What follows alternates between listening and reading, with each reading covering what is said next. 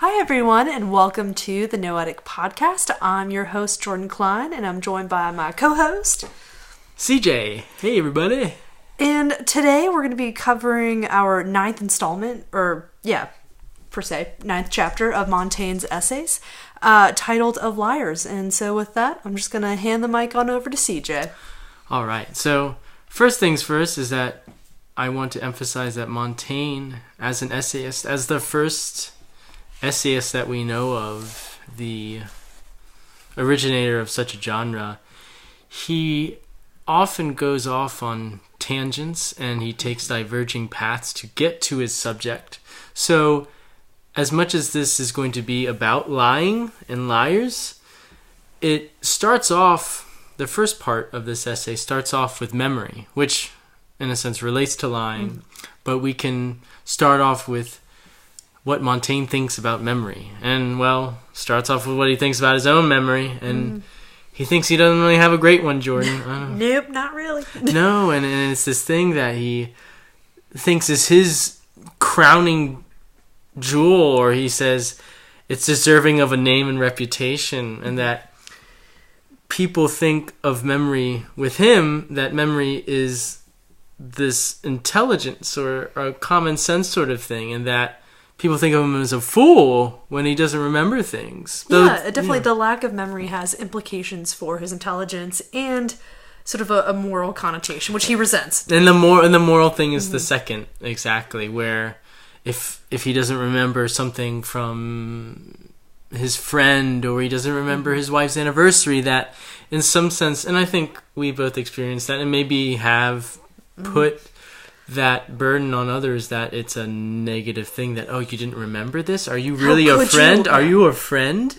Like, where's my birthday cake? Yeah. Exactly, no. And it is some moral indignation. Yeah, absolutely. But there's a positive side to this, where is. it can be a gift, and Montaigne sees it that, well, in one, it stifles any kind of wit or ambition that he could have. Mm-hmm. Yeah, sort of a courtliness or a smoothness of speech to be able to sort of, I guess you could sort of dazzle people with exactly, speech. Yeah. And as Montaigne says, he says, for the want of memory is an intolerable defect in one who would encumber himself with the world's affairs, where his speech is a little briefer. He thinks it wouldn't entertain the world of affairs at all. And that leads to this idea where if you have too much memory, Montaigne thinks that you're just going to chat somebody's head off. Right. And God forbid you can chat someone's head off and you don't remember telling the people what the story. Yeah, like a story that you are repeating for like the 100th time, and people are politely just nodding and saying, oh, yes, yes. Exactly. And that. Your mother crying internally. They're mostly crying. But thankfully, there's also another good thing about bad memory, too, is that Montaigne thinks that he can find some solace in not having to remember offenses that were cast upon him, or any bad or injuries that he could have faced from other people or from the world in general. And I think he quotes Cicero, who says, "Thou forgettest nothing except injuries," in that sense that we can continue on a lot better if we can forget the stuff that drags us down. Yeah. Right? So he kind of turns the sort of negative aspect of being forgetful into some positives. Exactly. And then the last positive, which leads right into our discussion of lying, is that, well, it's better to have a bad memory, and, like if you have a bad memory, you're going to be a bad liar. And, well, Montaigne rather be a bad liar than a liar at all. So that's going to lead into his discussion of, well, what is lying then? And he starts off with a basic definition that he takes, he says, from the grammarians. I don't know what grammarians he's talking about, but he's referring to them. Grammarians. The grammarians. Really so we have to make sure we know what grammarians we're talking about. We're talking about the grammarians. And they designate untruth and a lie. And an untruth, you don't really know what the truth is, but you think it's true, but you have no idea. Right. And what you think is true is actually a lie. Maybe a little kid thinks that the moon is made of pizza, and he heard it and he thought it was true, And he didn't really have anything else to say otherwise, but yeah, sorry, like, kid, I mean, it's definitely cheese, like, for sure. It's not. Sorry. It is. But and see, but maybe this is you keep telling yourself that. This is a lie. Yeah. Because Jordan knows that a moon is not a ball of cheese, but it's actually a surface made of moon stuff. Wow. And she had to go against her own conscience and say, well, it's actually a ball of cheese. So 6-year-old me might have said, oh, well, the moon is made of cheese. That would be an untruth. Yes, because you didn't know that the moon was actually made of moon stuff. 23-year-old Jordan, that's maybe a lie. That's a lie. Just a little bit. Yeah, just totally a lie. Yeah. And that distinction is what's key for Montaigne, and I think it goes back to why he said that maybe a bad memory is a good advantage to just not even going into lying, because lying is put on the fact that you know what you said to everybody, right? But if you don't, and usually it's hard to keep that up, I think Montaigne thinks, because you're going to trip up on your lying. Yeah. And he touches on an example, and I think it's what I call the adapter, who, with every person, they accustom their views to that moment, that feeling, that situation that they're in. Yeah, they tailor their beliefs to like the mood in the room. Exactly. So Jordan could go up to one person and say, the moon is made of cheese, because that person really likes dairy. And then they can go to the next person and say it's actually pepperoni, because that person really loves pepperoni on their pizza. And then she'll go to another person and she'll say, well, it's actually made artichokes, because that person's vegan, and God forbid it's made of dairy. Or it's made out of space matter to the astrophysicist. And yes, because he is the truthful one or whatever. And what Montaigne says is that, well, okay, well, now imagine if all these people, the astrophysicist and the vegan and the pizza lover, they all get together and they talk. And they say, well, Jordan told me this, Jordan told me that.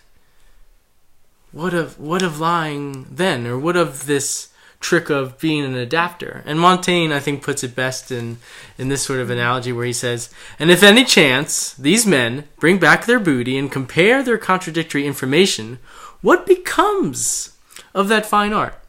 Huh? What becomes of it? And I think what becomes of it for Montaigne is this disconnect from the basis of how we communicate as human beings for him, which is speech. Like, that is how we get along in our day. That's how we're communicating to you all through the podcast. That's how we're communicating to ourselves. Right. And if we can't be sure that what we're saying now is true in any way, or that we can take it for granted or for anything, then why communicate at all? Right, and I think that it kind of the saying that people are only as good as their word comes to mind. Mm-hmm. So a person's worth is really only as good as the accuracy and the integrity of their speech. Exactly, and it goes back to that discussion of memory being of some sort of moral stature, where we could say, okay, memory linked with speech, there is some sort of moral weight to these transactions and this intercourse of language and everything like that.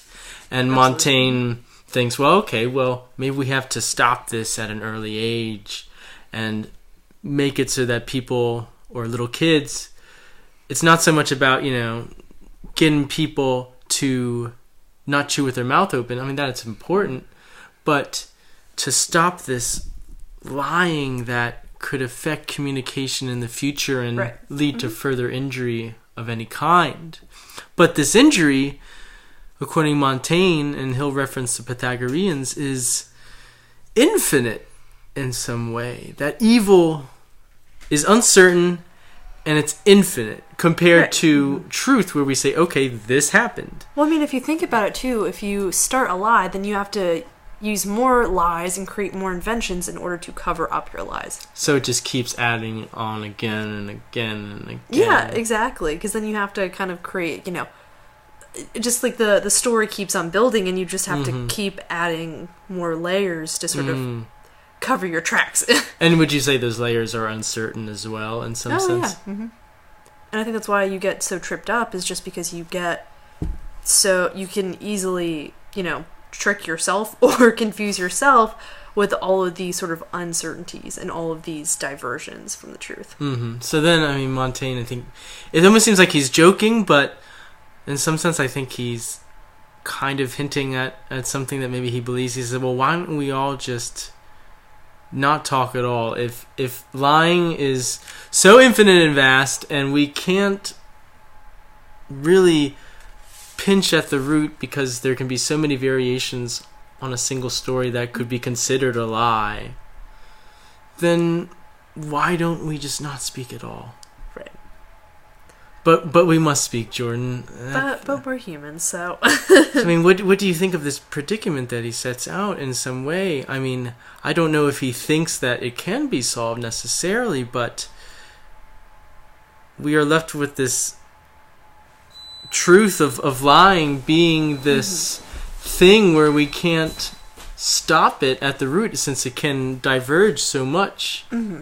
Yeah, I mean, I don't know. I thought it was interesting when he refers to a couple of Athenian sort of politicians and stuff like that. And it kind of comes to mind that, the Athenians were really known for their diplomacy and their wit and their skill in speech. And the term laconic actually comes from, I think Laconia and the associated with the Spartans. So they only really spoke when they absolutely had to.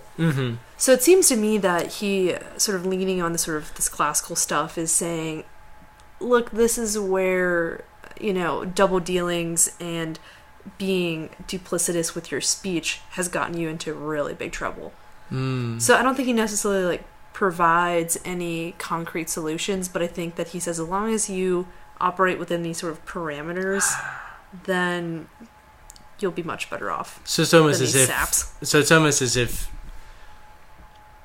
giving the problem is as important as finding the solution, because in a way we know from Montaigne's perspective what lying is in some way, and we know that memory in some sense is an important part of that, because if one has a lot of memory, then one maybe has the ambition to go out and be duplicitous or be all these different people to various persons and be able to remember all of those hats that you wear. Yeah, exactly. All those different facades.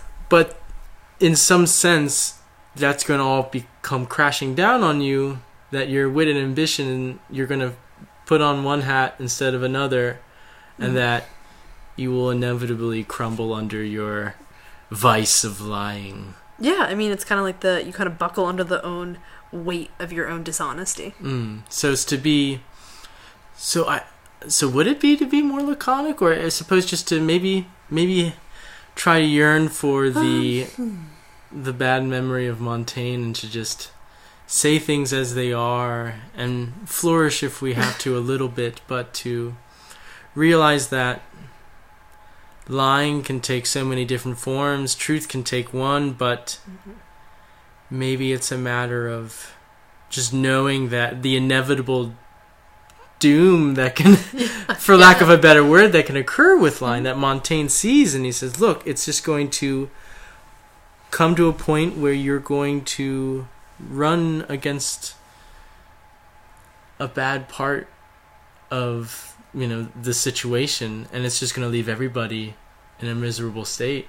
Yeah, I mean, he basically just says you're not doing yourself or any of your your friends or business partners any favors by doing this stuff. And I think he served as a mayor, I believe, at one point. Think that, and I think he trained in law too. So I kind of think that this also sort of speaks to his inclinations to a very sort of legalistic and lawyerly kind of interpretation of the truth and lies. But I'm saying ultimately this will not serve you well, so it's just better to be honest or forgetful, or be honest about being forgetful. Honestly forgetful. Yeah.